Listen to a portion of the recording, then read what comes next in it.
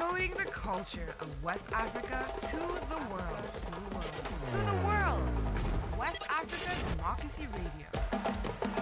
It's you speaking.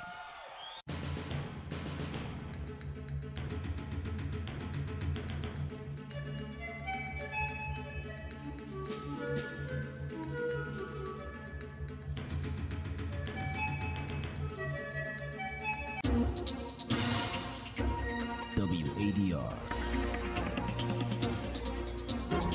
promoting dialogue. It's midday in Dakar, 1 o'clock in Praia. Good afternoon and many thanks for staying tuned to West Africa Democracy Radio, broadcasting on 94.9 FM and worldwide on WADR.org. Welcome to Newslink, and here are the top stories.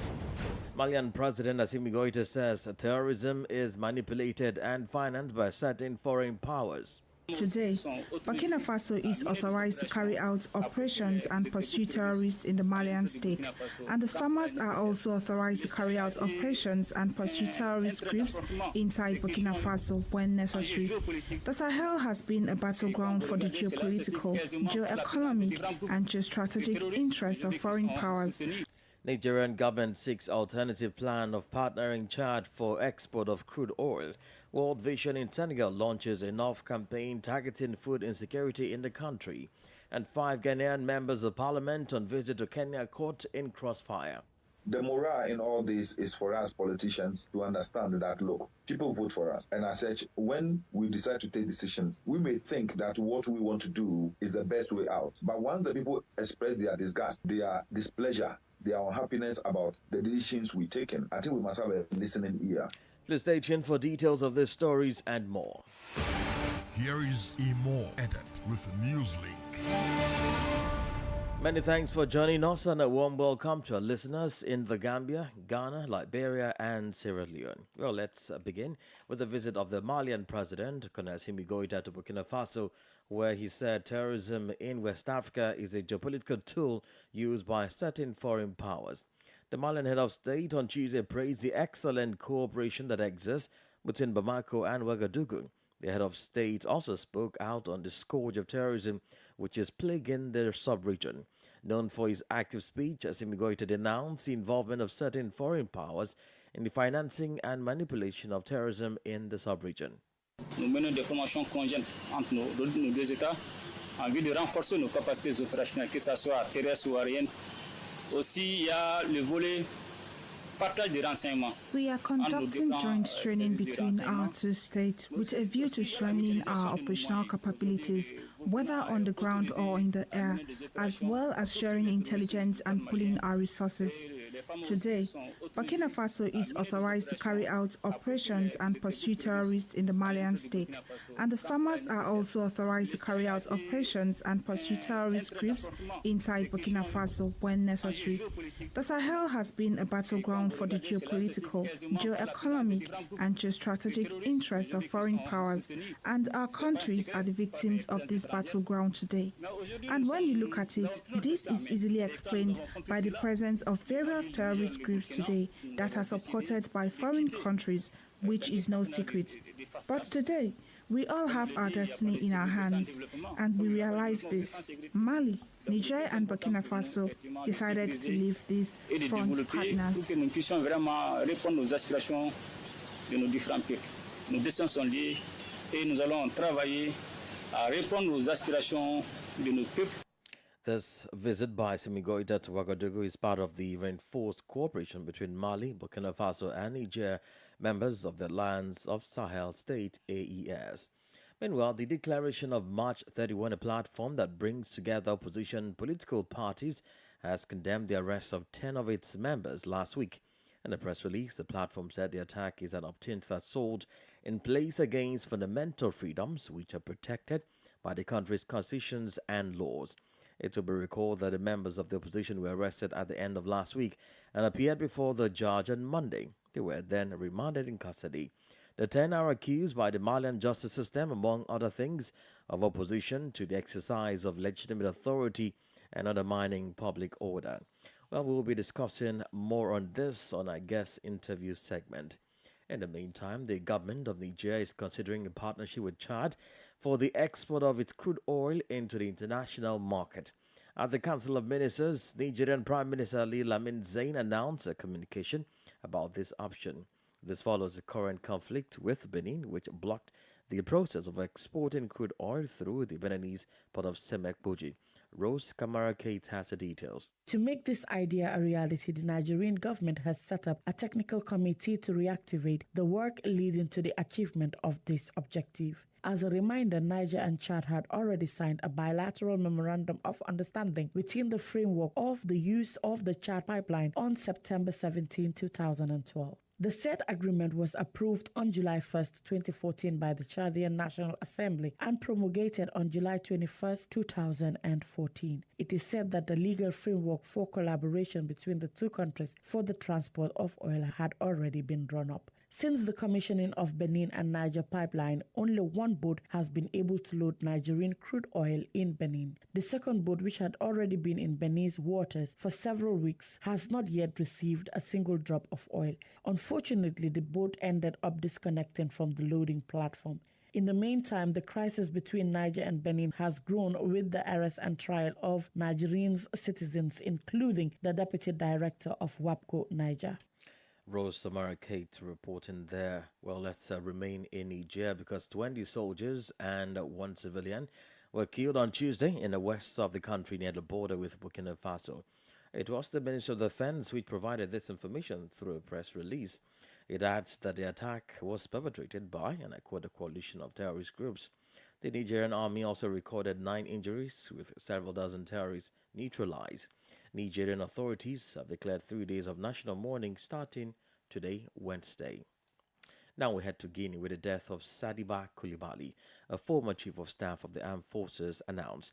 The prosecution at the Conakry military court provided the information on Tuesday evening. According to the press release signed by the military prosecutor, the former person in charge of military affairs at the Guinean embassy in Cuba died citing significant psychotrauma and prolonged stress. Details with Eche Atiso.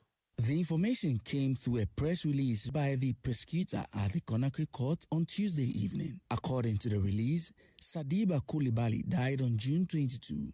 The press release also mentioned that an autopsy revealed that the former number 2 of the CNRD died, quote, from significant psychotrauma and prolonged stress, which led to cardiac arrest, end of quote. As a reminder, Sadiba Coulibaly was recently sentenced by the military court to 5 years of imprisonment with 6 other soldiers before being removed from the army and demoted to colonel. After his conviction, his lawyer complained that he had lost touch with him. The Guinean government accused the former number 2 of the junta of desertion abroad and illegal possession of weapons, facts that he denied, insisting that he had left his post as Guinean ambassador to Cuba to demand payment of staff salaries. HRTC reporting there. More stories coming up on West Africa Democracy Radio. Newslink continues. Now let's bring you some stories from Senegal here. Now first, the Sangoma field, located about 100 kilometers off the coast of Dakar, produced its first barrels of oil on Tuesday in the presence of the President of the Republic. According to the presidency, President Bashir Diomaye Faye, who witnessed the production of the first barrel of oil, said this is a historic step in Senegal's entry into the oil industry. The press release states that the visit of the head of state to the Sangoma field took place in the presence of Meg O'Neill, the CEO of Woodside Energy, the Senegalese Ministers of Energy, Oil and Mines, Biram Souleye Diop of the Armed Forces, Biram Diop, and the General Director of the Senegalese Petroleum Company, Cherno Seydou Ly. With estimated reserves of 630 million barrels of crude oil and an initial planned production of 100,000 barrels per day, this project is a decisive step towards energy sovereignty and a prosperous future for Senegal, the president adds. Now, staying in Senegal, it has been established that human exploitation is on the rise in the gold mining region of Kédougou in southeastern Senegal. This was contained in the U.S. State Department's Trafficking in Persons Report 2024. The report explains that traffickers mostly exploit women and girls as young as 12 in sex trafficking, noting that most victims come from Nigeria. It, however, stated that women and girls from Senegal, Mali, Benin, Burkina Faso, Ghana, Guinea, Sierra Leone, and the People's Republic of China are also affected. Augustine Kohli completes the story. According to the report, organized networks of Nigerian traffickers play a central role in this illegal activity as they fraudulently recruit their victims for employment and then exploit them in sex trafficking in Kedugu, often through debt bondage. The report also alleged that the traffickers confiscated the victims' ID documents and charged them hefty travel expenses ranging from 1.57 million to 2.15 million CFA francs, equivalent to $2,670 and $3,650 respectively. A research study quoted in the report estimates that 1 in 5 people working in the sex trade in Kedugu is a victim of sex trafficking. In addition, another report by an NGO attributes part of the increased demand for sex trafficking in mining communities to cultural and religious beliefs associating sex and illicit activities with increased chances of finding gold. The U.S. State Department's Trafficking in Persons Report 2024 also notes that traffickers exploit boys from neighboring countries for forced labor in artisanal gold mines. It states that fishing vessels owned and operated by Chinese nationals but flying the Senegalese flag may exploit West African men, including Senegalese and Chinese nationals, in forced labor. According to the report, the government of Senegal does not fully comply with the minimum standards for the elimination of trafficking, but is making significant efforts, including increasing trafficking investigations and prosecuting and convicting traffickers for child forced begging for the first time in 4 years. Augustine Kohli filed that report. Now, hunger and malnutrition continue to wreak havoc on millions of people, especially children in sub-Saharan Africa. In view of this, World Vision, an international humanitarian NGO, on Tuesday launched the Enough campaign worldwide in the Senegalese capital of Dakar. According to the NGO, this initiative is designed to eradicate the hunger situation in the country. The initiative, which covers a period from 2024 to 2026, is aimed at improving the living conditions of children and communities in Senegal through priority services that ensure more children benefit from food security, nutrition, and resilience. Gabirika completes the story. In Senegal, 9% of children under the age of 18 suffer from acute malnutrition, 18% from stunted growth, and approximately 19% of households do not enjoy adequate food consumption. To address this challenge, World Vision has launched a 3-year multi-sectoral campaign spanning 2024 to 2026 aimed at eradicating child hunger and malnutrition. Carla Dominic, regional leader for World Vision West Africa, gives further insight on the objectives of the Enough initiative. We're investing more in nutrition, education programs. We want to improve the capacity of farmers, and we're also advocating and sensitizing governments to invest more in food security and nutrition programs. The humanitarian organization intends to accomplish its goals by adopting a multifaceted strategy. According to Évariste Habiyambere, National Director of World Vision Senegal, this involves incorporating different approaches into the program. We have what we call integrated strategies, thinking of investing into those aspects that will boost the agriculture. We invest in education, nutrition. We also invest in terms of the behavior change of the communities. On how this initiative will impact the well-being of the Senegalese child and the country's food security, Carla Dominic says, by improving food security so we get more food in the hands of mothers so that they can nourish their children through the education programs, which will show them how to diversify, the food and how to feed children so that they achieve the caloric and nutrition they need to grow. To carry out this campaign, World Vision Senegal plans to raise around $30 million over the next 3 years to reach 307,000 households. World Vision is thus calling on relevant stakeholders, government entities, NGOs and international partners to join in the fight to end hunger and to ensure that every child and every family has access to sufficient and nutritious food. Ogabirika reporting there. You're listening to Newslink on West Africa Democracy Radio, broadcasting from Dakar, Senegal. Here is a reminder of our top stories. Malian President Goïta says terrorism is manipulated and financed by certain foreign powers. Nigerian government seeks alternative plan for partnering Chad for export of crude oil. World Vision in Senegal launches a North campaign targeting food insecurity in the country. And still ahead, 5 Ghanaian members of parliament on visit to Kenya, caught in a crossfire. We also have the press review, guest interview, and sports news. Please stay with us. West Africa Democracy Radio. It's you speaking. Well, don't forget you can listen to us live on wadr.org and watch us on YouTube and Facebook. As Nigeria records 53 deaths and 1,528 suspected cases of cholera across 107 local government areas in 31 states as of Monday, Abuja, the country's capital, has been described as highly vulnerable to the outbreak. Although so far only one unconfirmed case has been recorded in the city, the state epidemiologist for the territory, Dr. Theresa Ekaite Nwachukwu, said factors of vulnerability are prevalent in the nation's capital. Usman Maro completes the story. A key cause of cholera is contaminated water source. It is therefore understandable why the disease outbreak mostly happens at the beginning of the rainy season. So far, probable cause of the outbreak in Lagos and other states has been attributed to the consumption of contaminated liquids.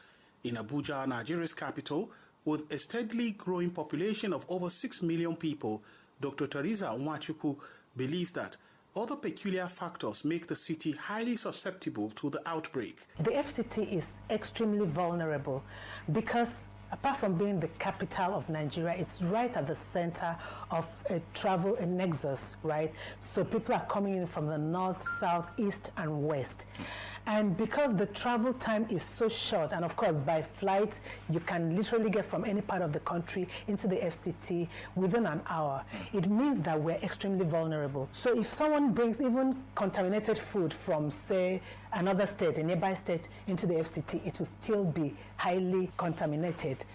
We have borders with about 4 or 5 states surrounding us, some of which already have cholera.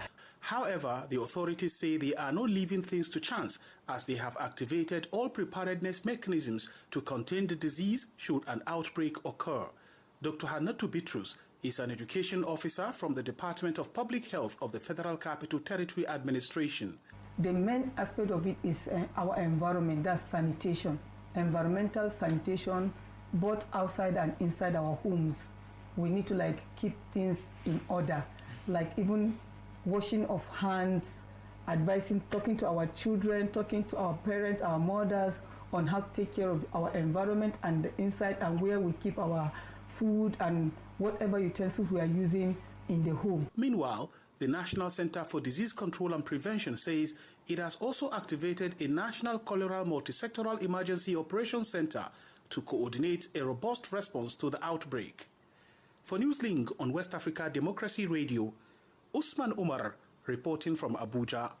Now, 5 Ghanaian members of parliament and a clerk who were caught up in the commotion that erupted in the prisons of the Kenyan parliament have now been moved to safety.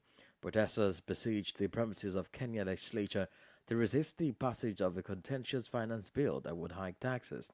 Meanwhile, Executive Director for the International Development Economics, Associate Charles Abugre, has called on the youth in Ghana to emulate their colleagues in Kenya in protesting over the poor economic conditions in the country. WDR's Accra correspondent Nadia Tete reports. The Ghanaian parliamentarians Emmanuel Jimfi, Nilante Vanderpoy, Thomas Ampemnyako, Sylvester Tete and Mohamed Tafiru, who all belong to the local government committee of parliament, together with the committee clerk Anita Kwoti Papafiu, were in Kenya on a steady visit along with counterparts from Namibia and Malawi. Chaos erupted shortly after Kenyan MPs voted to approve the Finance Bill 2024, which imposes new taxes. Hundreds of anti-finance bill protesters, predominantly Gen Zs, stormed the parliament building hours after police shot at several demonstrators outside. This unprecedented event in Kenya's history saw protesters breaking barriers and accessing the Parliament House despite heavy security. Ghanaian Member of Parliament for Odododudu, Nilante Vanderpoy, recounted how terrifying the situation was. What we saw in the United States of America on January 6th is dangerous. They broke through the gate, the barriers, the police vehicles, everything on their way. They just walk over it. And the lessons? Alfred, let me say this. The morale in all this is for us politicians to understand that, look, people vote for us. And as such, when we decide to take decisions, we may think that what we want to do is the best way out. But once the people express their disgust, their displeasure, their unhappiness about the decisions we've taken, I think we must have a listening ear. Meanwhile, the executive director for the International Development Economics Associates, Charles Abugri, has called on the youth in Ghana to emulate their counterparts in Kenya in protesting over the poor economic conditions in the country. The Ghanaian Generation Z are also quite capable, only if they acted as citizens, not idiots. Unconfirmed reports indicate that protesters have been killed during these continuing demonstrations. For WADR, Nadidi Teti, Accra. Now, as part of a long-term measure of professionalize the community radio sector in Liberia, one of the country's youth radios, Alternative Youth Radio, during the weekend broke ground for the construction of a journalism and vocational educational facility in Zozo, Lofa County. The groundbreaking ceremony coincided with AYR's 8th anniversary. Given the overview of the proposed educational structure, the Chief Executive Officer of the radio, James Kwabo, said the journalism and vocational education facility directly aligns with its mission and vision to transform the lives of young Liberians and rural communities dwellers in Lofa County. We are here today not only to celebrate our 8 years anniversary, but also to lay the groundwork for the construction of a 16-classroom professional school of journalism and vocational education at our media complex in Zozo, Lofa County. The school will also comprise a library and a conference room with 8 administrative offices and 12 bathrooms. The building is 450 feet square with 89 feet in the width and 136 feet in length. This project's estimated value is $211,130 United States dollars. On our own, we have already prepared over 5,000 pieces of concrete bricks, as you can see right before you. We have purchased over 400 pieces of made steel rods back there. We have transported over 4 dump truck loads of river sand and transported 3 dump truck loads of crush rocks. Also, we have purchased over 100 pieces of timber and other assorted building materials. The local community, along with other former and current leaders, through donations, have provided 100 bags of cement, thanks to former Senator Steve Zago. Provided $50,000 Liberian dollars, along with $350 United States dollars to this project as an initial contribution to this project. We are prepared with the help of all of you, the citizens, that in 2 years we invite you for the official opening of this school. Well, for his part, USAID Liberia Mission Director Jim Wright, who served as AYR's 8th anniversary and groundbreaking guest speaker, promised USAID's commitment to support the initiative of Alternative Youth Radio. Thankfully, through collaboration with local government officials, these plants are being outsourced to private companies. People can now pay and want to pay to receive high-quality water. This is more than enough demand. There's more than enough demand to sustain this important service. These USAID-supported achievements prove that with the right support, community initiatives can thrive and sustain themselves. That is why it's worth making development investments here in Liberia and why we are proud to invest in Alternative Youth Radio. Alternative Youth Radio Liberia is a long-standing partner of West Africa Democracy Radio. This is the newspaper review. Stay abreast and find out what the top stories are in your country. This is the newspaper review. The newspaper review. Well, let's now join Sankli Janko for the newspaper review. Hello and welcome to this edition of the press review. Let's begin with the Fourier newspaper. The lead story on the photo newspaper reads, Arrested residents of Ngain Sanjal charged with assault. Release on bail with the photo of the police spokesperson of the Gambia, Mamadou Musa Njai. Parliament ratifies African Charter on Human People's Rights of Persons with Disabilities. Another story reads, Lawyer accuses police of forcefully obtaining statements from health officials. Now let's move on to the Point newspaper for today, and the lead story on the Point newspaper reads, Court accuses discharges 10 youths for lack of proper charge. This one reads, Deputies approve plan to transform Gambia College into university. Gambia determined to dismantle criminal networks. That's according to the Interior Minister as per this particular report. DPP provides a cautionary statement of health officials in corruption trial. Government initiates financial system to secure private investments, according to the Finance Minister. Unido storage out to improve women's horticultural production. Let's take a look at the final newspaper for today. That is, of course, the Standard newspaper. And the lead story on the Standard newspaper reads, Mopsi says school children used for online anti-government proposes. That's the lead story on the Standard newspaper. AG says judicial officers bill not automatically increasing salaries. This is related to the judicial officials bill, which was read on Monday in Parliament ahead of subsequent scrutiny of potential law. Azerbaijan eases visa restrictions with Gambia. That's another story. And also on the Standard newspaper, this one reads, Assembly approves motion to establish 3 state universities. Man sentenced to $50,000 fine for raping student. And the final story for today reads, Jammeh's supporters deny he spoke to Senegalese journalists. I'm afraid these are the major stories making headlines on Gambian dailies. And it's back to you in the studio. Many thanks, Uncle Janko, with the newspaper review. Politics, analysis on major news, social matters, and all. This is A Guest. Let's take you back to a report on Mali. The 31 March Declaration Group, a platform of opposition political parties, which denounced the arrest of its 10 members last week.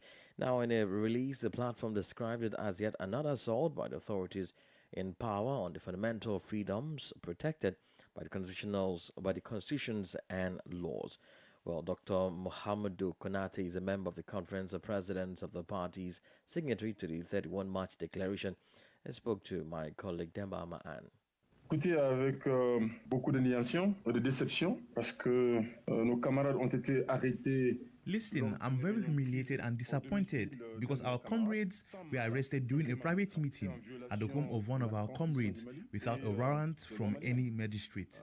This is a violation of the Malian constitution and the country's laws, in particular the 1959 Ordinance on Freedom of Assembly. Well, isn't holding a meeting in a context where the activities of political parties are banned also a form of defiance of authority? L'ordonnance de 1959 sur la liberté de réunion. I told you that this was a private meeting, defined in the 1959 Ordinance on Freedom of Assembly as inviolable and not subject to restriction of any kind. We were in a private home discussing the organization of our movement and situation in the country. So there was nothing, either in the context or in the subject of a discussion, that undermines the law of the land or national security. So it's the allegations, it's the false accusations that don't hold water at all. Vous l'avez dit, lors de cette réunion, vous discutiez de l'avenir du Mali. De quoi était-il question exactement? Right. Well, as you said at the meeting, you were discussing the future of Mali. What exactly were you talking about? Ils devront être organisés par notre mouvement pour sensibiliser les populations, pour interpeller. Listen, the return to constitutional order. What activities should be organized by our movement to raise awareness among the population, to call on the authorities to respect the arrangements made? That's all. Il y a des gens qui n'étaient pas d'accord avec certaines activités, d'autres si. Donc c'était en pleine discussion, brainstorming, qui sont fait arrêter. So there was a draft action plan on that discussion, and I did say a draft. It had been decided, it was a project under discussion, and there were people who didn't agree with these activities. Yes, so it was in the middle of a discussion, brainstorming. There was also a draft set of internal rules that would deal a bit with the internal organization of the movement, draft internal regulations. Dès la saisine du procureur de la République, vu un peu, vous savez, le manque de fondement. Dr. Mohamed Konate is a member of the conference, president of the party, signatory to the 31 March declaration. And in sport, brave Nigeria's women 4x100 team secured gold at the African Senior Athletic Championship, beating perennial rivals Ghana, who won silver. The team, anchored by a record holder Tubia Musa, secured gold with a time of 42.76 seconds. And that's it on Sport News. And we've come to the end of this edition of Newslink on West Africa Democracy Radio, broadcasting from Dakar, Senegal. Thank you for listening. I am Imo Edet. Good afternoon.